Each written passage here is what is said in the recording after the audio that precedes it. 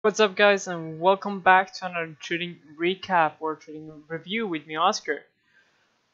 Today we're going to talk about yesterday's trade and the key or the main subject of today is going to be how I'm going to keep on pushing forward to develop, how I feel trading is lonely in a way, and what's the biggest difference between a good trade and a bad trade, even though you end up with profits. So we start with the latest topic, and what determines if a trade is good, and even though if you end up with profits. I ended up with a profit of like 5%, which is really small. I did use not tiny position, but I used a small position. Um, I actually don't remember my thinking process of this trade even. I tried to look into the filings to see if I had an edge or something, but I basically think this is like a forced trade because we have seen like the majority of the stocks that are gapping up in this market environment is basically just gap and grabs. Um, or they're gapping up somewhere mid-range, good news, and like go parabolic. But the majority of the stocks just gap and grab. And I think I don't, as I said, I don't remember even my thinking process, and this was yesterday, which just by that is kind of scary because you should always have a detailed plan on what you're going to do, why you're in this stock, and a really good quote or a really good sentence that I heard like recently is if you don't know why you're in the setup, then you shouldn't be in it. And that's really true because if you ask yourself, okay, um, Oscar, why are you in DFBG? And I can't answer it, then that's a really bad sign. Um, but basically, the thinking process is probably that I think that I looked into this day of how it performed, and it basically just gapped up, crapped into the open, and then squeezed higher later on into midday. I'll see if I can do that for you. I don't need 15 days. Yeah.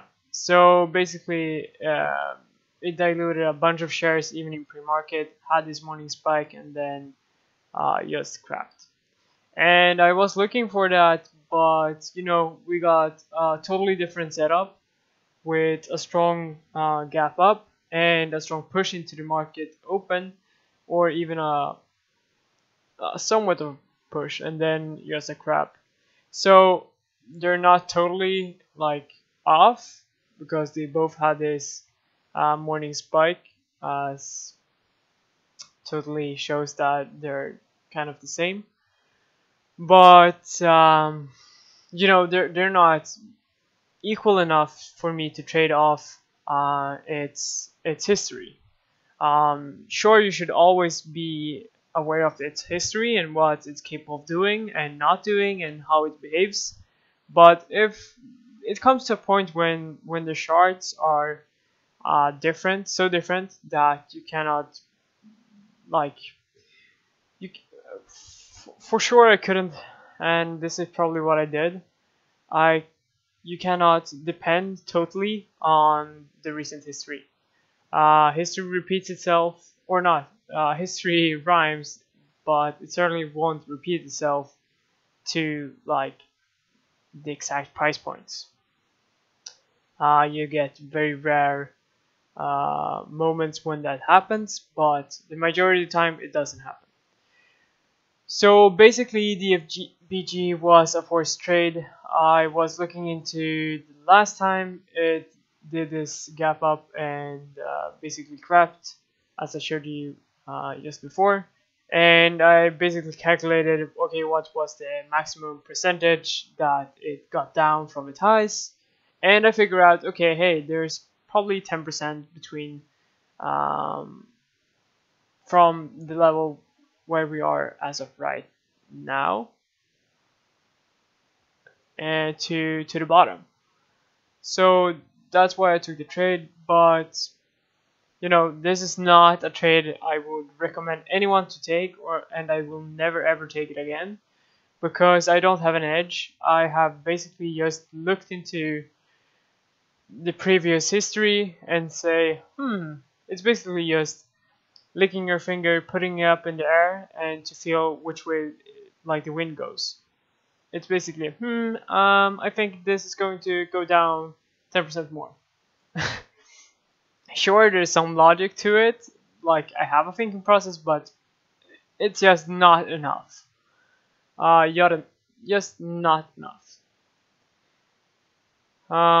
So that's the main aspect and the main review of the trade. I'll make another video as I think about it of the other topics as well. So make sure to check that out as well. But yeah, forced trade, I won't take it again. Didn't have an edge, so and wasn't clear-minded.